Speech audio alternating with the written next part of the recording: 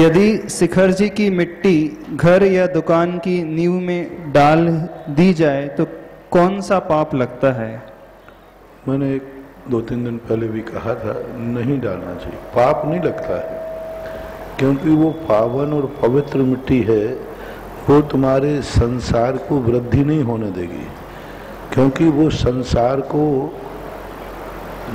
तारने के लिए होती है। धार्मिक मिट्टी के ऊपर सम्मेद शिखर जैसी पावन मिट्टी से बने हुए मकान पर तुम संसार के कार्य नहीं कर सकते। यह सबसे बड़ा हानि है। पाप कुछ नहीं लगना, लेकिन आपने नींव में डाला, यानी ऐसी पवित्र पावन मिट्टी पर मकान करके और तुम उस पर लैट्रिन बाथरूम बनाओगे, तुम वहाँ पर संसार के कार्य करोगे, भोजन करोगे, सब जो भी शुद्धि अशुद्धियाँ होंगी वे सब उस घर में होंगी। तो वो उस शिखर जी की पावन मिट्टी का जो कारण अपमान है, वो तुम्हारे लिए डाउनफॉल करेगा। उसी को लेकर के दूसरी जिज्ञासा है, यदि सम्मेद शिखर जी की पावन मिट्टी अलमारी या लॉकर में रख दिया जाए तो रख सकते हैं, और यदि हमने घर बना लिया है मिट्टी बना करके डाल करके, अब क्या प्रायश्चित करना चाहिए? पहले घर में रखने में कोई बाधा नहीं, अपने पूजा के पवित्र स्थान पर उस मिट्टी को रख लेते हैं तो कोई बाधा नहीं है।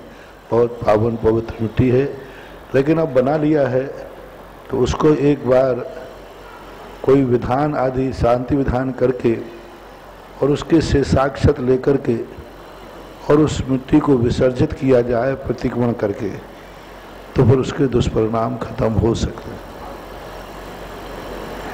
ललित पिंडार मियाँ बांसवाड़ा से जिज्ञासा रख रहे हैं। नमोस्तु गुरुदेव।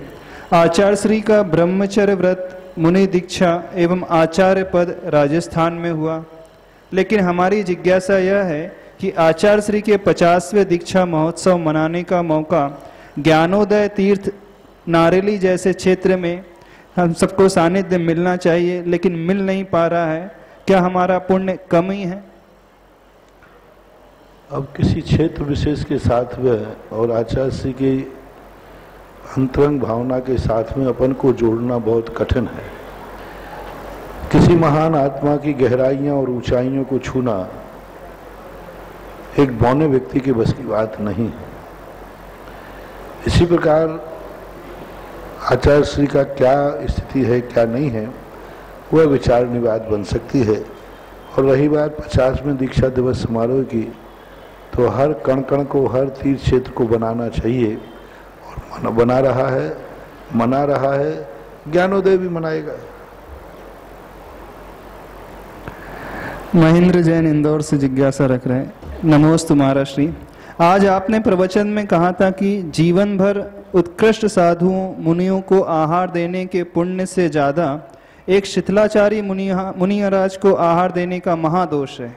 प्रश्न यह है कि हमारे शहर में कोई महाराज जी आए और वैसे ही चौके कम लगते हैं, और ऐसे में कोई साधु भूखा रह जाए तो दोष किसे लगेगा? मैं बहुत दिन पहले बोल चुका हूँ, साधु को यदि भूख मिटाने को करते हो, शौक आहार देते हो, तो तुमने साधु को भिखारी समझ रखा है। वो हार दान की कोठी में नहीं आएगा, भूखे को भोजन खिलाने की कोठी में आएगा। और क्या होगा? एक जब तुम खुद कह रहे हो कि मेरे नगर से साधु भूखा जाएगा, तो आप भूखे का पेट भर दो। भूखे का पेट भरने में कोई पुण्य नहीं लगता है। भूखा तो कोई भिखारी को भी पड़ देता है। कोई भी दरबारी आए भूखा, तो आपको पुण्य, वो दान का पुण्य नहीं लगेगा, धर्म का, एक भूखे पेट भरने का साधारण मजदूरी मिल जाएगी। और क्या होगा?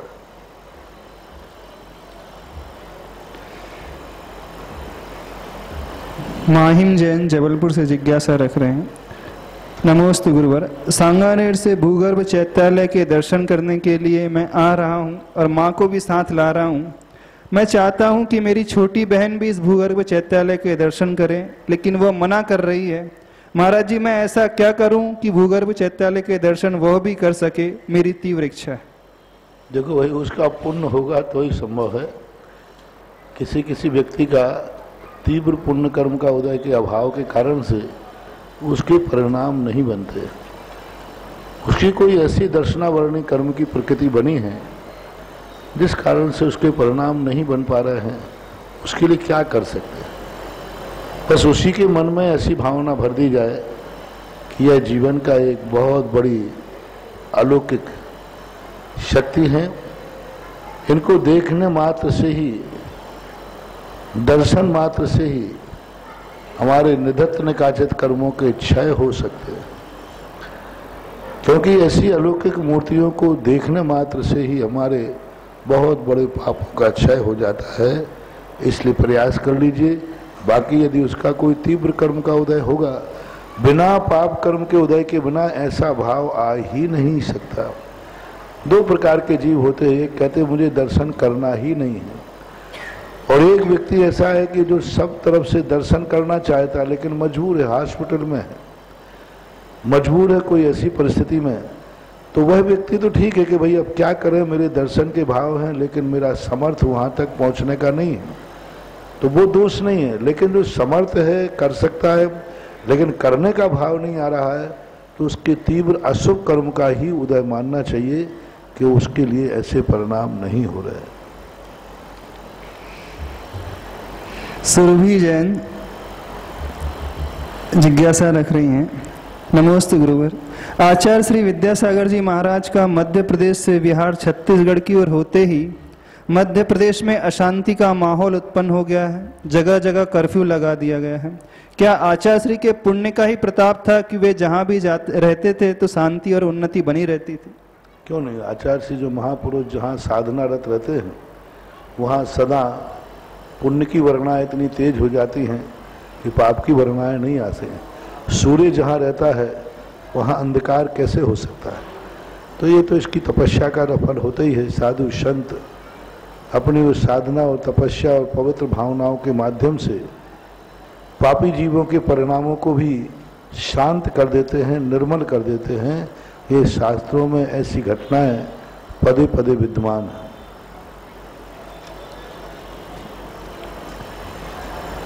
मोना जैन इंदौर से जिज्ञासा रख रहे हैं। नमोस्तु गुरुवर। भूगर्भ स्थित प्रतिमाएं किनके द्वारा विराजमान की गई थीं? क्या इन प्रतिमाओं का पंचकल्याणक आज के पंचकल्याणक की तरह ही हुआ था? क्या सामान्य जन द्वारा पूर्व में इनका पूजा अभिषेक हुआ करता था अथवा देव ही इनकी पूजा करते थे? पहले ये बताओ, तुम्हें आम से मतलब है कि गुठली से? इन सब चीजों के प्रपंच में हिस्ट्री जाग्राफी बेवफा, रात भर रटा दिन में सफा। हिस्ट्री और जाग्राफी को तुम खोजना चाहो, ये कुछ नहीं कह सकते, इतिहास है। लेकिन ये पक्का है कि जैसा पंचकर्णक आज होता है ऐसे ही पंचकर्णक कभी ना कभी हुए होंगे, क्योंकि अकृत्रिम तो है नहीं, है तो कृत्रिम ही। तो पंचकर्णक भी कभी ना कभी इनके हुए होंगे, इसमें कोई संदेह नहीं है। लेकिन कब हुए, कैसे हुए, ये ज्ञान का विषय नहीं। और अपन को तो एक ही बात देखना है, अपन इस चक्कर में नहीं पड़े। हमें तो वीतराग अरहंत भगवान है कि नहीं, बस हमारे वीतराग अरहंत भगवान की मुद्रा है और हमारे वीतरागी अरहंत भगवान हैं। अब वे कब बने थे, कैसे बने थे, यह ऐसी चीजों में नहीं लगाई जाती। हमें तो एक ही देखना है कि अरहंत भगवान की मूर्ति है, वीतराग मूर्ति है, निर्दोष मूर्ति है और अनादि अनंत काल से बड़े बड़े ऋषियों, परम पूज्य शांति सागर जैसे महान आचार्यों के द्वारा वंदनीय है। बस यही हमारे पास प्रमाण पत्र है और यही हमारी सबसे बड़ी उपलब्धि है। इसलिए भगवान का दर्शन करते समय उनकी वीतराग मुद्रा और उनके अंदर बैठी हुई एनर्जी को ही देखना चाहिए। बाकी इतिहास तो अनंत है, उसके संबंध में ना आदि हो पाता है ना अंत हो पाता। और मैंने भी कभी ऐसा खोजने का प्रयास नहीं किया। मैंने आदिनाथ भगवान के जब पहली बार दर्शन किए, मेरे मन में भाव ही नहीं आया कि तुम कितने प्राचीन हो। मेरे मन में तो भाव आया कि तुम अलौकिक हो। भूगर्भ में जब मैंने मूर्ति निकाली पहले 94 में, तो मुझे कभी भाव नहीं आया कि ये मूर्तियाँ कब की हैं। बहुत सारे लोग पूछते, महाराज जी आपने उसमें प्रशस्ति पढ़ी? मैंने कि प्रशस्ति देखने का मुझे समय ही नहीं मिला, क्योंकि उनकी वीतराग मुद्रा से मैं इतना आकर्षित हो गया कि मैं पूरा समय उनको ही देखता रहा। प्रशस्ति से हमें लेना देना क्या, किसने बैठा ली किसने नहीं बैठा ली, हमें तो बस इतना ही है कि ऐसी प्रतिमाओं को देखकर हमारी दृष्टि इतिहास पर नहीं जाती, हमारी दृष्टि तो अलौकिक मुद्रा है, अनुपम मुद्रा है, अद्भुत मुद्रा है, महाशक्तिशाली मुद्रा है। विद्या जैन बड़ा गांव धसान से जिज्ञासा रख रहे हैं, गुरुवर जिंदगी में पाप और पुण्य का उदय एक साथ आ सकता है क्या? जैसे आज जो जैनेतर बंधु भूगर्भ से निकलने वाले चैत्यालय का अभिषेक करने का भाव बनाते हैं तो यह निश्चित उनके पुण्य का उदय आया होगा, परंतु कुछ मर्यादाओं के कारण वो अभिषेक नहीं कर पाएंगे तो ये उनके पाप का उदय है। क्या यह सोचना सही है? कोई पाप का उदय होता ही नहीं। जिस व्यक्ति को जिस योग्यता के अनुसार कार्य दिया जाए और जिस योग्यता का उसमें अभाव है, वो पाप का उदय नहीं माना, वो योग्यता का अभाव माना जाता है। जैसे किसी भी व्यक्ति में यदि उसकी क्षमता के अनुसार योग्यता ही नहीं है 4 रोटी खाने की, उसकी योग्यता मात्र 2 रोटी खाने की है तो 4 रोटी नहीं खा पा रहा तो पाप का उदय नहीं है, क्योंकि वो 2 रोटी में उसका पेट भर गया।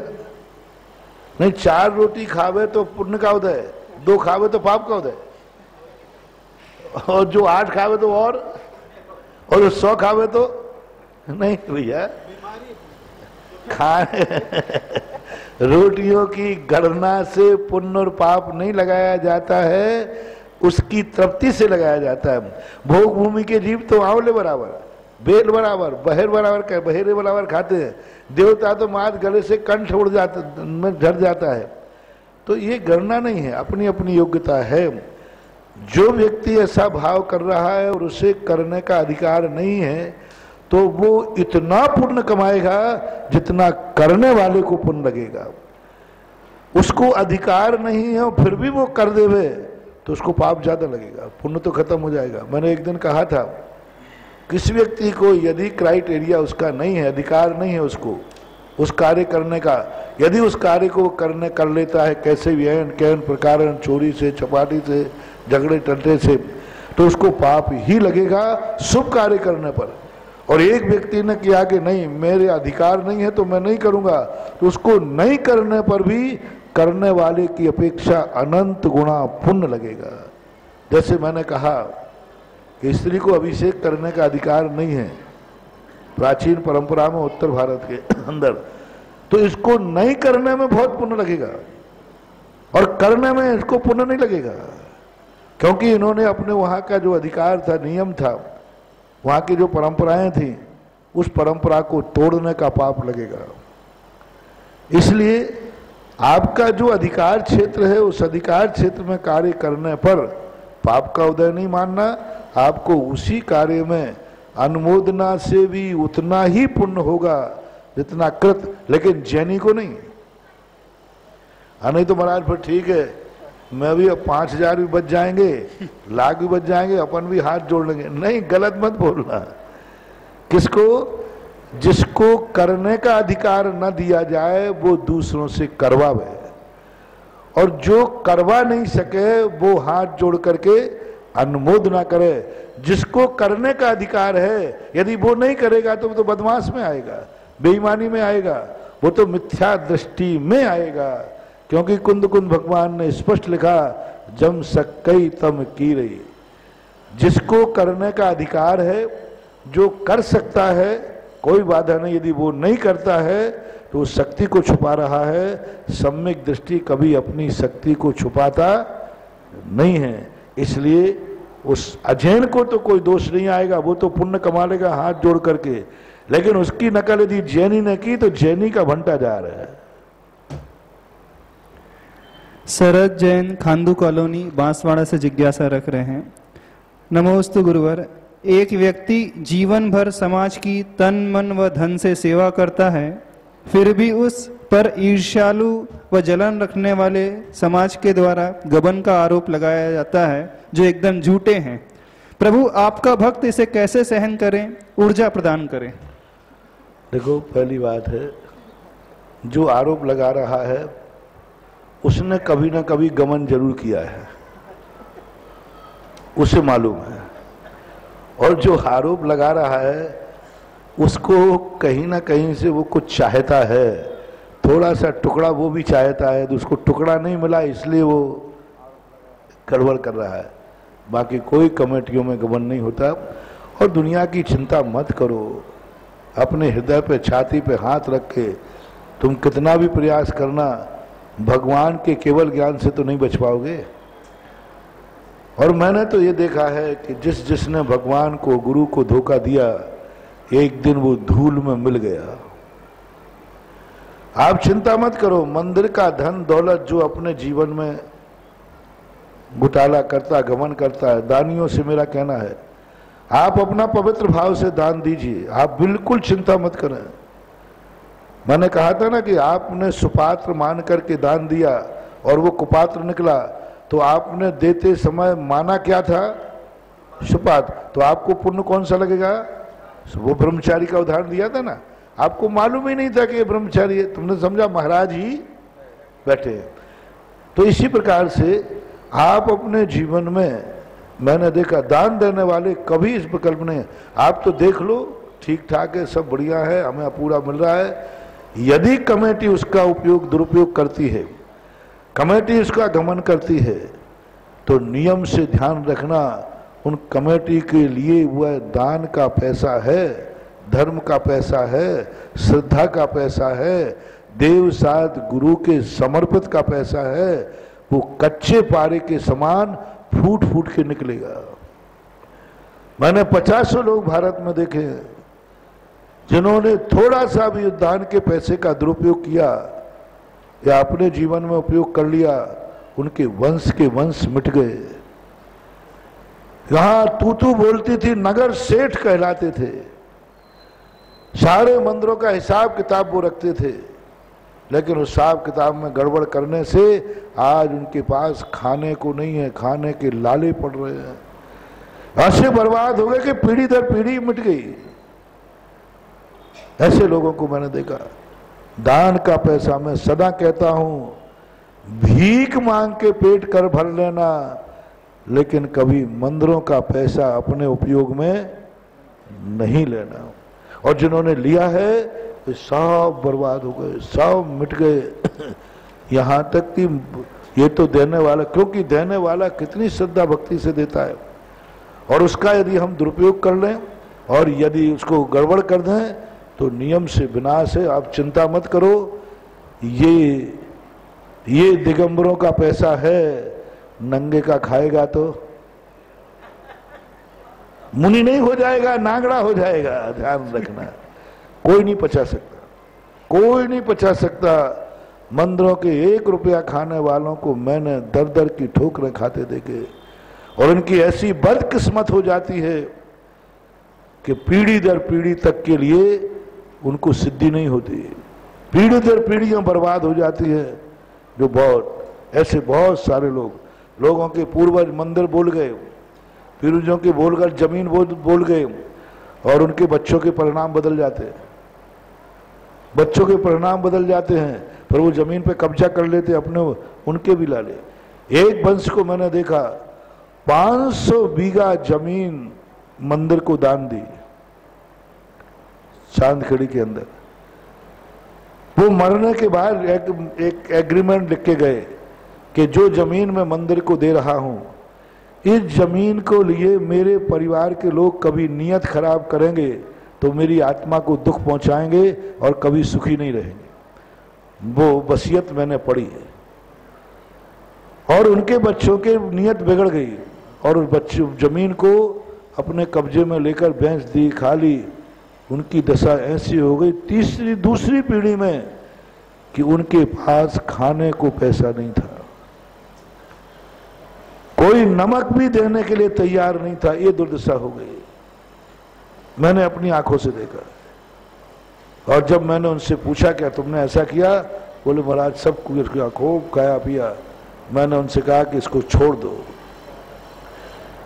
आजकल ट्रस्टियों की संपत्तियों पर लोग कब्जा करने लगे पैसा देख करके। ट्रस्टियों के पास पैसा होता है तो चुनाव के लिए खूब लड़ते हैं। आप देखना, जिस मंदिर में ट्रस्टों में पैसा हो उसको चुनाव में खूब लड़ते हैं। इनके मिटने के दिन आ गए। मंदिर के पैसे को अपने निजी उपयोग में कभी नहीं लेना, भीख मांग लेना, लेकिन मंदिर का एक चावल भी उठा करके अपने निजी उपयोग में नहीं लेना चाहिए। इसलिए आप चिंता मत करो, कमेटियां ऐसी गड़बड़ नहीं होती हैं। और कमेटियों से मेरा कहना है, आप अपना हृदय साफ रखो, हिसाब पारदर्शी रखो, दातार को धोखा मत दो, चिंता मत करो। सारी दुनिया भी आरोप लगाए तो तुम्हारा कुछ भी बिगड़ने वाला नहीं है। जिसकी सांच है उसको क्या आँच है। मंदिर में तो ब्याज से दिल उठा सकते, ब्याज से ब्याज से पैसा चला सकते हैं मंदिर का? किसके लिए ब्याज से पैसा? चेनियों को। समाज चाहे कि पैसा पड़ा है उसका ब्याज से पैसा हो जाए तो बढ़ जाए, तो लेकिन गारंटेड हो, विश्वसनीय हो। बाजार में मैंने एक बार बागड़ में गया तो बागड़ में लोग क्या करते हैं, करते थे, अब नहीं करते, मंदिर से पैसा उठा लेंगे 50 पैसे में, और फिर वो जो कमेटी वाले होते ना लोग, वे 50-50 पैसे मंदिर से ले लेंगे और फिर आदिवासियों को 2-2 रुपया सैकड़ा में देंगे। अरे भाई, मंदिर के पैसे को तुम 2-2 रुपया सैकड़ा में, और वो भी आदिवासियों को जो जाकर के हिंसा करेंगे, जाल खरीदते हैं। तब मैंने उनको फटकारा, मैंने कहा पैसा लेना ही है तो मंदिर के पैसे का अच्छे लोगों को दो और पूर्ण ब्याज मिलना चाहिए। उपयोग कर सकती कमेटी बैठकर। महाराज श्री, एक श्रावक आया और जिज्ञासा रखने लगा कि भूगर्भ चैत्यालय जब निकलेगा तो लाखों लोग दर्शन करने आएंगे, अब इतनी भीड़ में आने से अच्छा हम टीवी में ही दर्शन कर लेंगे, टीवी में ही अभिषेक देख लेंगे तो पुण्य तो उतना ही मिल जाएगा। टीवी में क्या उसकी सोच सही है? टीवी में दर्शन करना इतना अंतर है जितना जिंदा बाप में और मरे बाप की फोटो में। कितना अंतर है बोलो? टीवी पर प्रवचन सुनना और सामने प्रवचन सुनना, सामने प्रवचन का ही महत्व नहीं है। जो मेरे अंदर से रेज निकल रही है, जो मैं करुणा बिखेर रहा हूं, जो सामने लक्ष्य करके जो मैं बोल रहा हूं, वो है तुम्हारी जिंदगी। ये शब्दों से कोई लेना देना नहीं है, वो है जिंदगी तुम्हारी। जो मैं सामने बैठ करके, वो टीवी पर नहीं मिलने वाली है। पहले आपने देखा, आपके आजकल डीजी चलने लगा, डीजी चलते ना, बैंड बाजा, वो एक कमरे में बैठ करके सेटिंग की जाती है। और पहले जो सहनाई बजाते थे सामने देख करके, वो थी दुआ। बाजे वाले जो बजाते थे, ठाल ठोकते थे, वे सामने वाले को देख करके ठोकते थे, वो मांगलिक था। आज डीजी तो पूर्णतः अमंगलिक है। डीजे चलता है, डीजे तो पूर्णतः अमंगल है, पूर्णतः 100% अमंगल है। क्योंकि उसमें किस भावना से भाया है, किस भावना से बनाया है। आपने फोटो उतारा, मैंने आशीर्वाद दिया, और मैंने पता नहीं कोई व्यक्ति को डबल निमोनिया हो गया था, उसको मैंने आशीर्वाद दिया और आपने फोटो उतार लिया, और वो आप फोटो ले गए और महाराज के सामने आपने देखा, महाराज मुझे गर्मी चल रही है। अब वो हाथ किसके लिए उठा था? डबल निमोनिया वाले को ठीक करने, यानी गर्म करके दिया था और वो तुमने खा लिया। तो ये फोटो के आशीर्वाद झगड़ेप्रद होते हैं। पता नहीं किस भावना से उस समय किसने हाथ उठाया।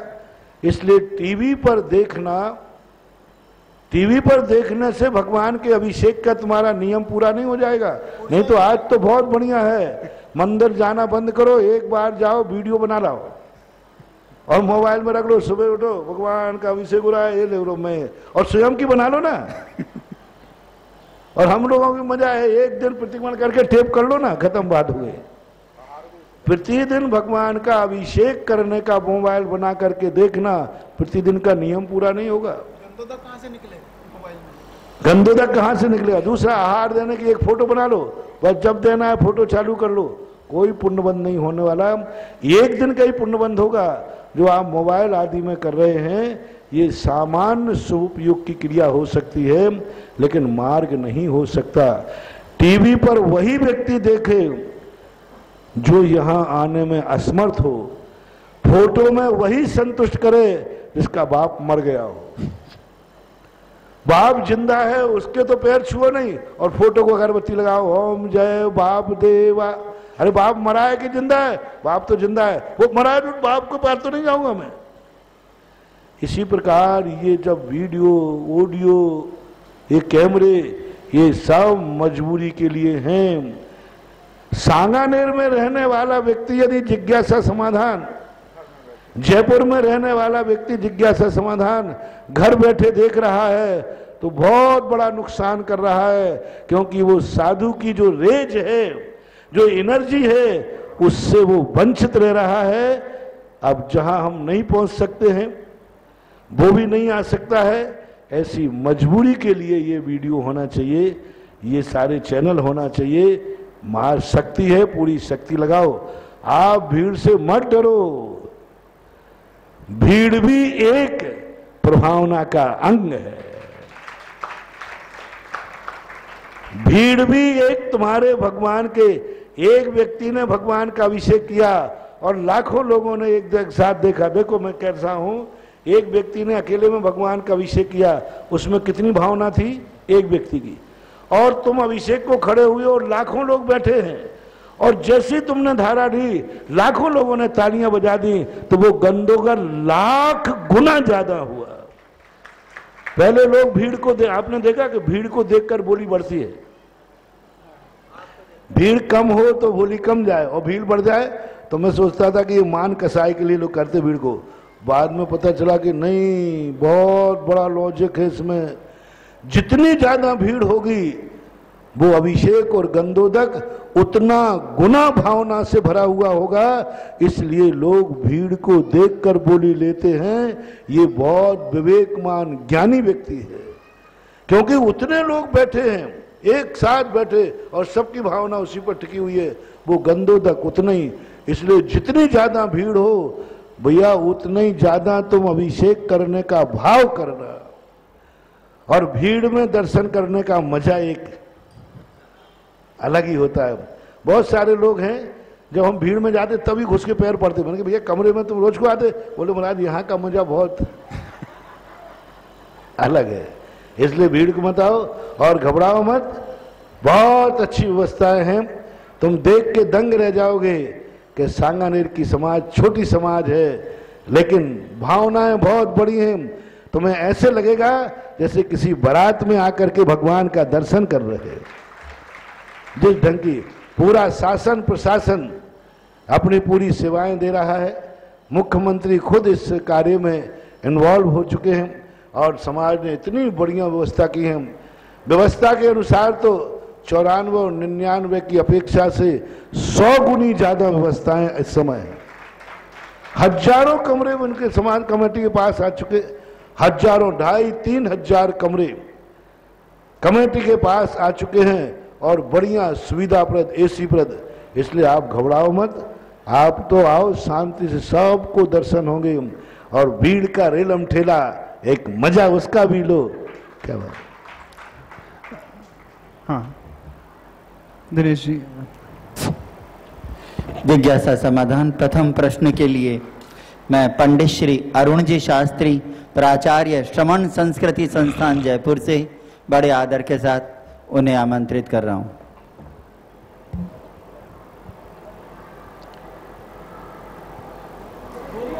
इहलोक के साथ परलोक की विद्या पढ़ने वाले विद्यार्थियों के लिए पितृतुल्य हे गुरुवर नमोस्तु नमोस्तु नमोस्तु।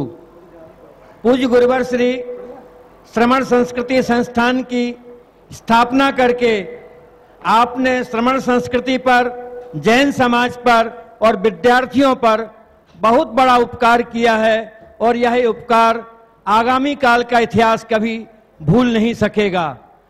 अभी दिनांक 13 जून से 15 जून तक सांगानेर में प्रवेश करने वाले विद्यार्थियों के लिए 3 दिन का एक शिविर लगने वाला है, और वह शिविर पहले तो 22 को लगना था, अब 13 तारीख से ही लग रहा है। उस शिविर में भाग लेने के लिए विद्यार्थियों के फोन मध्य प्रदेश से, उत्तर प्रदेश से और महाराष्ट्र से प्रचुर मात्रा में आ रहे हैं। पर अत्यंत दुख की बात है, क्या कहें, दीपक तले अंधेरा की उक्ति मुझे दिखाई दे रही है। राजस्थान से फोन नहीं आ रहे हैं। क्या कारण है? राजस्थान के विद्यार्थी या राजस्थान के अभिभावकगण अपने बच्चों के लिए श्रमण संस्कृति संस्थान में पढ़ने को नहीं भेजते हैं, जबकि हमारे यहाँ से निकले हुए विद्वान, प्रत्येक विद्वान को सरकारी सेवा मिलने की पात्रता प्रदान की जाती है, और 150 से अधिक विद्वान हमारे यहाँ से निकले हुए सरकारी सेवा में जा चुके हैं, यूनिवर्सिटियों में लग चुके हैं और अनेक प्रकार के व्यापार के कार्य जो करने योग्य वो व्यापार कर रहे हैं। पता नहीं क्यों राजस्थान के समाज के लोग समझते हैं। सुने पंडित जी, राजस्थान को मैं 20 साल से देख रहा हूँ। पहली बात तो ये भोग भूमि है, कर्म भूमि का संस्कार नहीं है, भोग भूमि जैसी है। दूसरी बात है कि यहाँ धन का प्रभाव ज्यादा है। जिस समाज में पंचम काल की विशेषता कर रहे हैं, चौथे काल में जिस समाज और परिवार में धन बढ़ेगा उतना ही धर्म बढ़ता था। जितना बड़ा आदमी होता जाएगा उतने ज्यादा स्वाध्याय, पूजन पाठ, अभिषेक में मन लगाएगा। और पंचम काल की विशेषता है कि जितना धन बढ़ेगा उसकी जात में और समाज में, परिवार में धर्म घटेगा।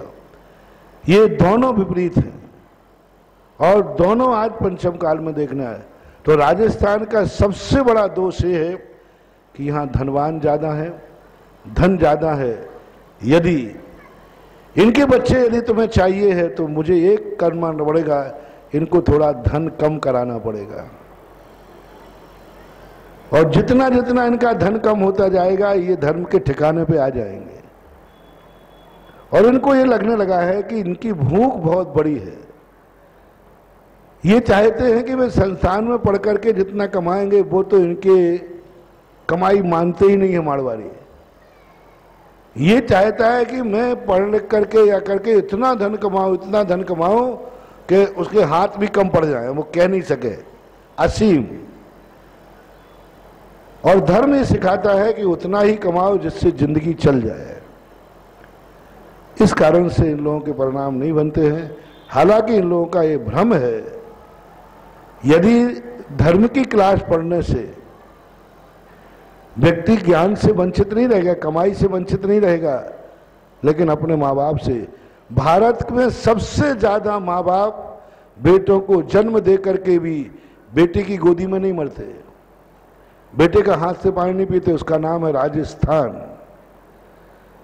सबसे ज्यादा भारत के माँ बाप बेटों को जन्म देकर के मरते समय बेटों का मुंह नहीं देख पाते, मरते समय बुढ़ापे में बेटे का हाथ का पानी नहीं पी पाते, मरते समय बेटों के माँ बाप की अर्थी में बेटे को अग्नि नहीं मिल पाती। क्यों? क्योंकि ये धन कमाने की तरफ जाते हैं और इतना उनके प्रति भेज देते हैं कि बाप तो शेखावाटी में रह रहा है और उसका बेटा छोरे पांडुचेरी में, आसाम में, दुनिया में रह रहे हैं। और ये नौकरों के हाथ में जब शेखावाटी गया, बूढ़े वहां जवान थे ही नहीं। मैंने क्या हो गया कि सबके यहाँ बेटे हैं कि नहीं? अरे महाराज हैं, चिंता मत करो। कहाँ है? नौकर पानी पिला रहा है। और कई लोगों की तो ऐसी बुद्धि दशा है कि जिनके 5-5 बेटे हैं, करोड़पति अरबपति हैं, और वो एक एक गिलास पानी को तरसते हैं। नौकर दे दे तो ठीक, नौकर दवाई नहीं दे रहा है, नौकर दवाई नहीं ला रहा है, रोते हैं। मैंने कहा, बोले महाराज जी क्या करूं?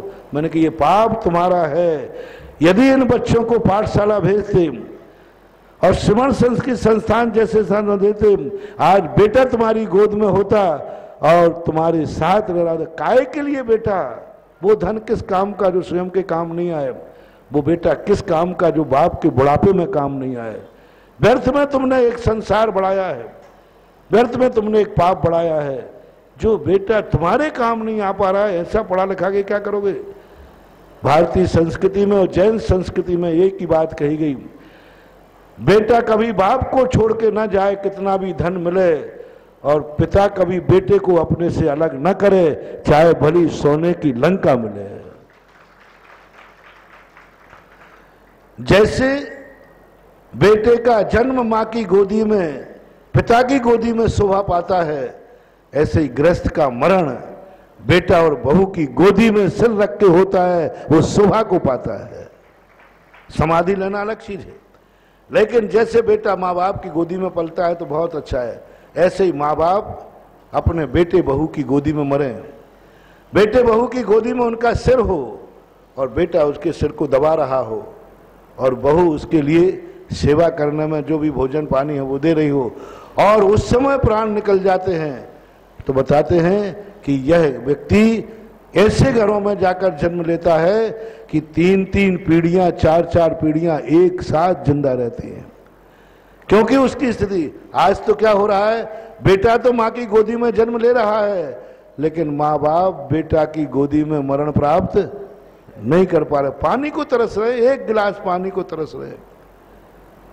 तो मैंने तो संस्थान इसलिए खोला था कि बेटा बाप की गोदी में जन्मे और बेटा भी अंतिम समय पिता का सिर अपनी गोदी में रख करके और उसको गमन कराए, यात्रा कराए। ये बातें हैं। तो इनको अकल ऐसे नहीं आएगी। ये धन के मद में अंधे हो चुके हैं। धन का इनको नशा चढ़ चुका है और धन के नशा में जो जिनको चढ़ जाता है वो कभी मंदिर, धर्म, श्रमण संस्थान जैसे ज्ञान को प्राप्त करने में इनको कभी रुचि नहीं होगी। इनको नशा चढ़ा हुआ है धन का। इसलिए धन का नशा उतरे तो ये ज्ञान की बातें सीखें, और धन का नशा उतरे नहीं तो ये सड़े नहीं। इसलिए पंडित जी ठीक है, लेकिन इतना ही कम नहीं है कि नशेड़ियों के बीच में श्रमण संस्थान जीवित है। फिर भी अभी भी बहुत सारे लोगों में धर्म है। बागड़ प्रांत के अंदर बहुत अच्छे संस्कार हैं, वहाँ धर्म के प्रति रुचि है। बागड़ से भी बहुत सारे बच्चे आते हैं। बागड़ है, इधर सवाई माधोपुर टोंक एरिया है, इधर से भी बच्चे आते हैं। जयपुर से बच्चे मिलना थोड़ा कठिन है। जयपुर से बच्चों को मिलना, पंडित बनना, धर्म की बातें सीखना थोड़ा कठिन दिखता है, लेकिन कुछ राजस्थानों से मिल सकते हैं। पूज्य मुनिवर, हमारा एक जिज्ञासा, एक आपसे पूज्य निवेदन है विनय पूर्वक। वह निवेदन यह है कि यदि आप थोड़ा सा प्रेरणा करें तो जिन श्रावकों के लिए संपूर्ण कुबेर की संपूर्ण संपत्ति की इच्छा नहीं है और जीवन को सुखमय बनाने मात्र की इच्छा हो, तो ऐसी विद्या पढ़ने के लिए आप प्रेरणा करें जो इहलोक के साथ परलोक का भी कल्याण करने वाली हो। यदि आपकी प्रेरणा होगी तो निश्चित रूप से इनकी आंखें खुलेंगी। मेरी प्रेरणा मात्र वचन और मन तक होती है। मैंने तो इतनी अच्छी प्रेरणा दे दी ना 10 मिनट में। जितने समझदार होंगे वे सुलझ जाएंगे, और नहीं समझ जो अभी नशे में डूबे होंगे उनको सुनाई ही नहीं पड़ा होगा। नमोस्तु गुरुवर। आकाश जैन श्रमण संस्कृति संस्थान जयपुर और कोटा में भी, और आपके बाद तैयार रहें श्रीमती विप्रा जी कासलीवाल कानपुर। पूज्य गुरुदेव के चरणों में बारंबार नमोस्तु। पूज्य गुरुदेव, जब मरणांतिक समुद्रघात की परिभाषा बतलाते हैं तो कहा गया है कि मरण के पूर्व जीव जिस स्थान पर जन्म लेना है उस स्थान को स्पर्श कर आते हैं। तो क्या सभी सामान्य जीवों के मरणांतिक समुद्रघात होता है या किसी विशेष जीव के? सभी जीव मरणांतिक समुद्रघात करें ये कोई नियम नहीं है, लेकिन जो पुण्यहीन जीव होते हैं वे मरणांतिक समुद्रघात करते हैं। जिन्होंने जिंदगी में पुण्य ही पुण्य किया है उन जीवों का मरणांतिक समुद्रघात करना जरूरी नहीं। जो पुण्यहीन होते हैं, जिनका पुण्य जिंदगी में कभी कम, पाप ज़्यादा किए पुण्य कम किए, ऐसे जीव मरणांतिक समुद्रघात ज़्यादा करते हैं। ऐसा पूज्यवर वीर चंद स्वामी ने लिखा है कि पुण्यात्मा जीवों के मरणांतिक समुद्रघात बहुत अल्प होते हैं, अतः सभी जीवों को करना अनिवार्य नहीं है। नमस्ते।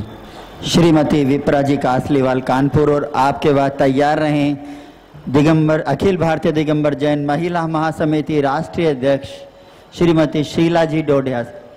नमोस्तु महाराज जी, नमोस्तु नमोस्तु। महाराज जी, मेरी शंका ये है कि यदि हमारे सानिध्य में कोई हमसे छोटा या हमारे घर में कोई नौकर है तो हम उसके प्रति कितने भी दया के पात्र बने, दया का व्यवहार करें, उसके बावजूद भी यदि वो हमसे कसाई करता है, हमसे गलत व्यवहार करता है और हमें वो ना तो निगलेक्ट करते बने ना एक्सेप्ट करते बने, तो ऐसे में हम अपना शांत भाव कैसे रखें, समता कैसे धारण करें? देखो, जो व्यक्ति अपन दया करने पर, अच्छे मार्ग पर लगाने के लिए प्रेरणा देते हैं, वो नहीं लगता है तो या तो उसको अलग कर दो, और नहीं होता है तो स्वयं अलग हो जाओ। दो ही तरीका है। जिस व्यक्ति पर अपन उपकार करें, उपकार नहीं माने तो छोड़ो, और या फिर स्वयं छोड़ के अलग जाओ या उसको अलग कर दो। यही तरीका है, कसाय बढ़ाना तो उचित नहीं। यदि महाराज जी ओम शांति।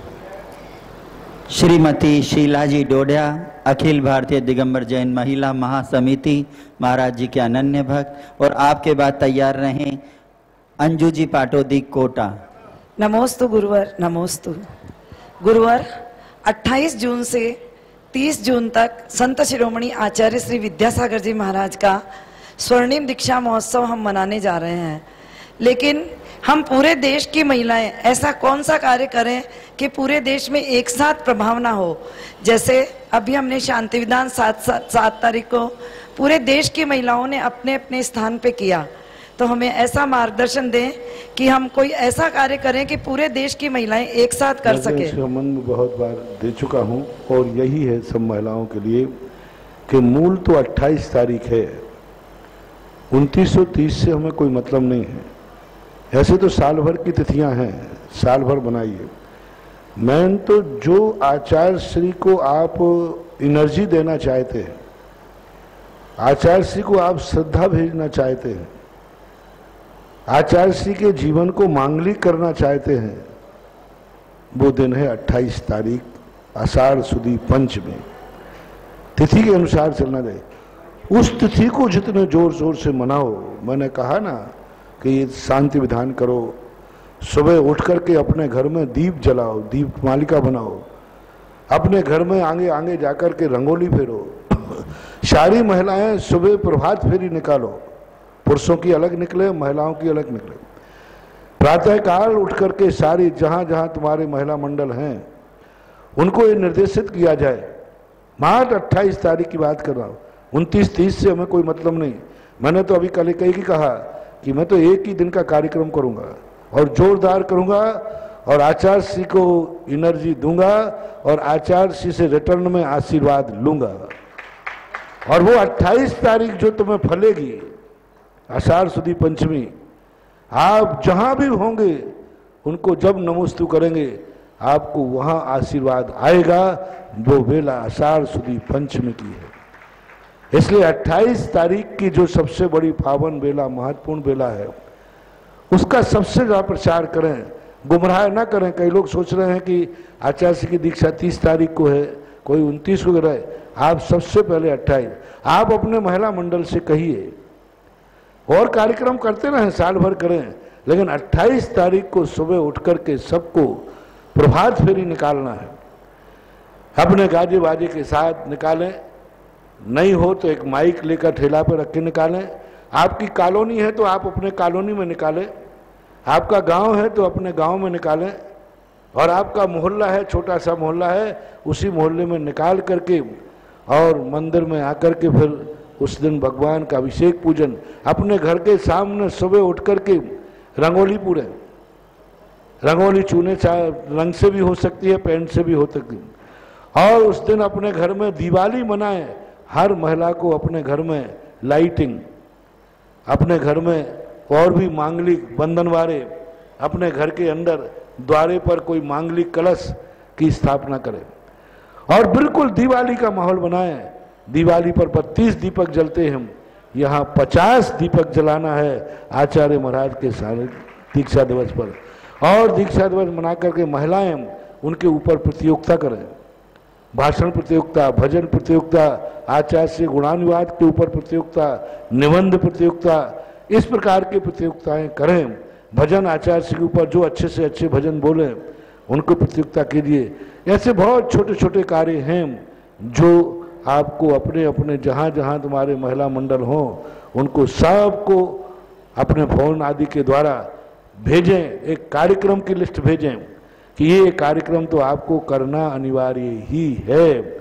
और फिर आप आचार्य की दीक्षा दिवस पर कुछ ना कुछ ऐसा स्थायी काम भी करें जहाँ महिलाएं समर्थ हों, पुरुषों का सहयोग लेकर के, कि कोई कीर्ति स्तंभ है, कोई ऐसा स्वाध्याय भवन है, कोई ऐसा कार्य करें। अस्पतालों में जाकर के फल फूल बांटें, गरीबों को जाकर के करें, जेल में जाकर जेलियों के लिए भी अपनी शिक्षाओं का प्रदान करें। जो जितना कर सकते हैं वह करना चाहिए। जैसे अपन दिवाली पर, महावीर जयंती आदि पर करते हैं, ऐसे कार्यक्रम आप करें। और सबसे बड़ा जो कार्यक्रम मैंने कहा था, कम से कम आषाढ़ सुदी पंचमी के दिन किसी भी जैन घर के अंदर रात्रि भोजन नहीं होना चाहिए। उस दिन किसी के घर में आलू प्याज गणंत नहीं आना चाहिए। उस दिन कोई भी व्यक्ति गुटखा आदि नशीली वस्तु का प्रयोग नहीं करेगा। उस दिन कोई व्यक्ति अपने मुंह से गाली नहीं निकालेगा। उस दिन अपने परिणामों को कोई व्यक्ति निर्मल रखेगा। ऐसे कुछ व्यक्तिगत जीवन में लो और हर व्यक्ति उस दिन कोई ना एक नियम लेवे, जिस नियम को ये संकल्प के साथ लेवे कि मेरे प्राण भी चले जाएंगे लेकिन मैं ये नियम नहीं तोड़ूंगा, क्योंकि आचार्य श्री की 50वीं दीक्षा दिवस पर मैंने लिया है। अपनी जिंदगी में एक स्मृति लेकर के मरिए, क्योंकि आपको गुरु मिले हैं तो गुरु का एक स्मृति चिन्ह, एक पुरस्कार आपके जीवन में मरने के साथ जाना चाहिए कि मैंने ऐसा गुरु पाया है। तो उस गुरु की दीक्षा दिवस पर मैंने एक ऐसा व्रत लिया, एक ऐसा नियम लिया जो मेरे मरने के बाद भवांतर में भी जाएगा। यदि ऐसा तुमने कर लिया तो इस भव में तो ऐसे महान गुरु मिले हैं, भवांतरों में भी हमें ऐसे ही सच्चे गुरु मिलेंगे। ऐसा कोई नियम होश के रख लो अभी से कि मैं 28 तारीख को गुरु का स्मरण करते हुए फलाना नियम लूंगा, जो जीवन भर लूंगी, पुरुष और महिला अपने हिसाब से, और इसे जीवन भर पालेंगे। ऐसे बहुत सारे छोटे छोटे नियम आप अपने यहाँ पालेंगे। श्रीमती शुद्ध, और उस दिन हो सके शुद्ध भोजन करिए। उस दिन पाठशालाओं का उद्घाटन शुरुआत कीजिए। कुछ ना कुछ ऐसा नया करें जो कि गुरु के प्रति अपनी श्रद्धा व्यक्त। गुरुवर, अक्षय पात्र के हमने 50 गाड़ियां जयपुर में भोजन के लिए लगाई है। 28 तारीख को लगाएंगे। तो गुरुवर, ये हमारा करुणा दान में आएगा या प्रभावना अंग में आएगा? हम यहाँ पर गरीब लोगों को भोजन के लिए 50 गाड़ियां पूरे जयपुर में लगाएंगे 50वें दीक्षा महोत्सव के उपलक्ष्य में। 50 थाली मतलब अक्षय पात्र एक योजना होती है जिसमें बस पूरी एक बस में 100 जनों को खाना दिया जाता है। तो वो मैं तो कहता हूँ कि आचार्य के इस नाम से आप लोग जैनी लोग एक ऐसा सुबह से भोजन दें भिखारियों को, गरीबों को। खिचड़ी है, रोटी है, जो एक स्थान पर प्रतिदिन दी जाए और जितने भी भिखारी गरीब हों वे वहीं बैठ के खावे। बाहर ले जाने की छूट नहीं है, वहीं बैठकर खावे। जैसे अभी ललितपुर में भी एक योजना चली थी, खिचड़ी योजना। सुबह से जाकर के सबको एक एक कटोरा दिया जाता है और एक एक कटोरी खिचड़ी दी जाती है। वे सब गरीब आकर वहाँ कर रहे थे। अथवा ऐसे लोग जो बिल्कुल ही भोजन व्यवस्था चलाई जाए, जिनके कुछ असहाय हैं, बेटों ने निकाल दिया है, वृद्ध अवस्था में हैं, उनके लिए भोजन पाने की व्यवस्था किया जाए। जितना करो उतना कम है, वो आप सोचते रहो। अंजू जी पाटोदी भीलवाड़ा, और आपके बाद तैयार हैं संजय जी जैन चित्तौड़गढ़। नमोस्तु गुरुवर, नमोस्तु। महाराज श्री, जो आप भूगर्भ में चिताले लेने जा रहे हैं वो 18 वर्ष से बंद है। तो महाराज जी वहाँ पे तो काफ़ी चेंजेस आ गए होंगे, जैसे जीव जंतु उत्पन्न हो गए होंगे और वायु का आवागमन भी नहीं है। तो महाराज जी वहाँ क्या कैसे प्रवेश होगा? दम सा घुट नहीं जाएगा जैसे? इसकी आपको चिंता नहीं करना, मैं और भगवान दोनों चिंता करेंगे, वो मालूम। पहले मालूम।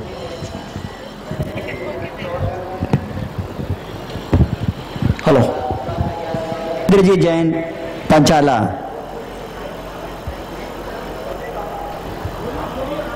Hello hello. कली काल में भी भगवान महावीर की साक्षात चर्या का दिग्दर्शन कराते आचार्य श्री तत्सम चर्या के धारी, अपने नाम को उल्टा और सीधा अपनी वाणी से साकार करने वाले महामुनि राज मुनि पुंगव सुधासागर जी महाराज सत्संग को बारंबार नमोस्तु नमोस्तु नमोस्तु। गुरुदेव, हमें पता है कि हमारा कल्याण धर्म और साधना से होगा, उसके बावजूद हम लोग अपना पूरा जीवन लड़ाई झगड़े में, स्वार्थ में पूरा जीवन लगा देते हैं। ऐसा क्यों? इसका मूल कारण होता है कि हमने अभी साधना का और धर्म का सच्चे फल के प्रति प्रतीति नहीं हुई। हम दूसरों के द्वारा थोपे गए धर्म को मान रहे हैं, हमारे द्वारा बताए हुए धर्म को आप स्वीकार कर रहे हैं, लोक लाज में, भय से, मोह से। इसलिए धर्म की बातें अच्छी समझ में नहीं आने के कारण व्यक्ति धर्म से ज़्यादा संसार को महत्व देता है। दूसरा, उसका आकर्षण कसायों की तरफ बढ़ रहा है, उसका आकर्षण पर पदार्थों की तरफ बढ़ रहा है, क्योंकि उसको लग रहा है कि आत्मा में लीन होने में इतना सुख नहीं है जितना कि पर पदार्थों में लीन होने में लग रहा है। उसे लग रहा है कि जितना सुख अपने भोजन की थाली में नहीं है, जितना सुख दूसरे की भोजन की थाली को देख करके है। तो ये उसकी रुचि की बात है।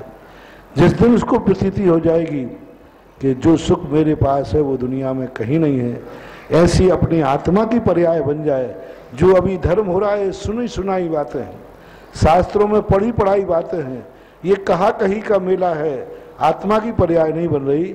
और आत्मा की पर्याय बन जाएगी फिर ये शिकायत अपने आप खत्म हो जाएगी। नमोस्तु गुरुदेव। रविंद्र जी जैन पंचाला और आपके बाद तैयार रहें अनीता जी सेठी चित्तौड़ा रेनवाल। नमोस्तु नमोस्तु नमोस्तु गुरुवार। गुरुवार, गंधोदक को मंदिर जी में कितने समय तक रखना चाहिए और गंधोदक को कब मंदिर से हटा देना चाहिए और कहाँ पे डालना चाहिए? पहली बात तो मुझे गंधोदक को रखने का प्रावधान शास्त्रों में मिला ही नहीं है। गंधोदक बनाने का प्रावधान है, रखने का कोई प्रावधान है ही नहीं। कहीं बहुत खोजा मैंने, अभिषेक किया, गंधोदक लगा लिया, उसको रखना, जो अपने लोग हैं उनको दे दिया, बस इतना ही है। मंदिर में एक साथ अभिषेक होता है, सारी समाज एक साथ आवे, अभिषेक देखे, स्वयं गंधोदक ले, अपनी महिला वर्ग को गंधोदक देवे, बस खत्म हो गया। रखने की जो परंपरा है ये तो कहीं मुझे मंदिर में तो शास्त्रों में रखने में नहीं आई। आप अपने घर ले जा करके रख लो, आप अपने घर, लेकिन मंदिरों में जो रखना ये लेट लतीफ आने वाले लोगों के लिए कोई मतलब नहीं निकला। जैनी है तो उसे रखे हुए गंधोदक को लेना नहीं चाहिए, और जैनी नहीं है तो जिस समय गंधोदक ले तो फ्रेश मान लो ना। ताजी सब्जी अच्छी है कि बासी है? तो गंधोदक जितने जितने मिनट तक रखा रहेगा उसका अतिशय और शक्ति minute to minute, second to second कम होती जाती है, और जितना तात्कालिक लोगे उसकी शक्ति एनर्जी उतनी ही ज्यादा बड़ी हुई होती है। जब भगवान का अभिषेक होता है ताजा फ्रेश लेने में जो ताकत है, जितने सेकंड रखा रहेगा, जितने मिनट रखा रहेगा, धीरे धीरे वो शक्तिहीन होता जाता है। और आप तो 5-5, 6-6 घंटे रख लेते हैं, वो अलग। और जब आप घर ले जाते हैं तो वो आपने गंधोदक रखा नहीं है, वो गंधोदक देने का संकल्प है कि मैं अपने बेटा के लिए रख रहा हूँ, मैं अपने रिश्तेदार के लिए रख रहा हूँ। तो अभी उस गंधोदक में जितने घंटे को आपने ले जाने का संकल्प किया है उतने घंटे तक उसमें एनर्जी रहेगी, उसके बाद उसमें भी डाउनफॉल हो जाएगा। मंदिर में रखा हुआ गंधोदक रखने के प्रावधान के संबंध में कुछ नहीं कह सकता, फिर भी घंटे 2 घंटे रखो। प्रथम पहर तक ही धार्मिक क्रिया शोभा देती है। धार्मिक क्रिया का, नित्य धार्मिक क्रिया का जो मुख्य समय है प्रथम पहर, यानी मान लीजिए अभी 6 बजे सुबह होता है तो 9 बजे तक, बस धार्मिक क्रियाओं का समय प्रथम पहर है। दूसरा पहर जो है आपकी भोजन पानी गृहस्थिक कार्यों के लिए है। तीसरा पहर आपके व्यापार आदि के लिए है। चौथा पहर आपके व्यापार का उपसंहार करने के लिए है। तो प्रथम पहर ही श्रेष्ठ है, उसके बाद फिर आपकी मर्जी है जब तक रखें। और महाराज जी कहाँ पर छोड़े उसको? बहुत से दीवार पर डाल देते हैं। मैं आगम में लिखा ही नहीं, मैं कैसे बताऊं? बस इतने कह सकूंगा, जहां पैर न पड़े वहां डालना चाहिए। गंधोदक को, बचे हुए गंधोदक विसर्जित करने का उल्लेख ही नहीं। गंधोदक उतने ही बनाओ ना जितनी खपत है कि विसर्जन करना ही नहीं पड़े। यदि 1 लाख लोग हैं तो 1 लाख के बूंद बनाओ, और 1 व्यक्ति है तो 2 बूंद बनाओ, और 1 लाख है तो 1 लाख बूंद बनाओ। तो भीड़ को और गंधोदक की खपत को देखकर गंधोदक बनना चाहिए, विसर्जन तो मजबूरी है। नमस्ते महाराज। अनीता जी सेठी चित्तौड़ा रेनवाल, और आपके बाद तैयार रहे महेंद्र जी टोंगिया चित्तौड़गढ़। नमस्ते महाराज, नमस्ते महाराज, नमस्ते महाराज। हमारे चित्तौड़ा गांव में हमारे एक पारसनाथ की मूर्ति है, उसमें थोड़ा सा इधर 3 फण तो इधर है, 3 फण इधर, बीच का फण है ना जो आधा है उसका अभिषेक करे या ना करे? कोई बात नहीं, फन से कोई फर्क नहीं पड़ता मूर्ति। अच्छा, नमस्ते महाराज। महेंद्र जी टोंगिया चित्तौड़गढ़। मेरा प्रश्न आज के प्रवचन से ये है कि आपने शीतलाचार्य मुनियों के लिए जैसा निर्देश दिया, इसके साथ ही यह भी बताया कि आचार्य श्री के संघ के भी अगर कोई आज्ञा में नहीं है और ऐसे संत भी हों तो उन्हें भी नमन नहीं करें। तो इस प्रश्न में पूछना है कि हम श्रावकों को इतना आचार्य श्री से लगाव है कि उनके नाम से कोई भैया भी आते हैं तो उनको हम आदर सम्मान के साथ रखते हैं। और ऐसी स्थिति में अगर अवज्ञा में है संत और वो आ जाए जिसका अधिकतर लोगों को पता नहीं, उनको पता भी नहीं है, और हम इतनी हिम्मत भी नहीं कर पाते हैं कि उनकी अवज्ञा करें, तो इसमें हमें दोष के भागी होंगे क्या? हाँ, समझ गया मैं प्रश्न। पहली बात तो मैंने सतलाचारी साधुओं को कोई निर्देश नहीं दिए। नमन मैंने नहीं, कोई सतलाचारी साधु को मैंने निर्देश दिए ही नहीं। मैंने तो आप लोगों को निर्देश दिया। हमें निर्देश दिए कि उन्हें नमन नहीं करें। अब रही बात आचार्य श्री को, यदि आप मानते हो तो जो आचार्य श्री को ही नहीं मान रहा है उसको तुम कैसे मान रहे हो? उनके नाम क्या कहा नाम है? यदि आप बाप को मानते हैं और कोई बाप को ही नहीं मान रहा है फिर उसको भी मानोगे क्या?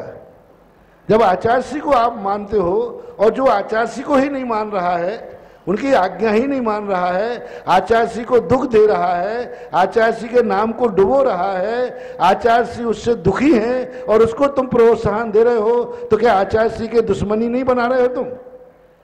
जो तुम्हारे बाप को दुख देवे, जो तुम्हारे बाप को परेशान करे, जो तुम्हारी बाप को शर्मिंदा करे, और उस व्यक्ति के लिए अब वो आपके पड़ोसी होने के कारण से आप कहते हो, तो आपको ये सोचना है जो शिष्य आचार्य श्री को दुख दे रहा है, आचार्य श्री की आज्ञा का उल्लंघन कर रहा है, आचार्य श्री उससे परेशान है और तुम उससे प्रोत्साहन दे रहे हो, तो अपराधी को भी शरण देना भी अपराध है, चाहे वो तुम्हारा ब्याई जी क्यों ना हो। यदि आपका ब्याई जी है और अपराध करके आया है और आपने शरण दी है, तो क्या कानून आपको माफ कर देगा? नहीं करेगा। नहीं। इसी प्रकार से आप सोचें कि आचार्य श्री उस शिष्य से कितने परेशान है, दुखी हैं। आप आचार्य श्री से पूछने जाइए ना कि महाराज आपका एक शिष्य मैं उसका चतुर्मास करा लूं क्या? यदि वो आशीर्वाद दे देवे तो फिर वो प्रशस्त उनकी आज्ञा में, और नहीं देवे तो जिन गुरु को आप सर्वश्रेष्ठ मानते हो उनको दुख देने वाले को यदि आप शरण देते हो तो आप गुरु को दुख पहुंचा रहे हैं, ये स्पष्ट मानना चाहिए। नमस्ते। जिनवाणी स्तुति। जिनवाणी के ज्ञान से सूझे लोकालोक, सोवाणी मस्तक धर्म सदा देत हूँ धोख।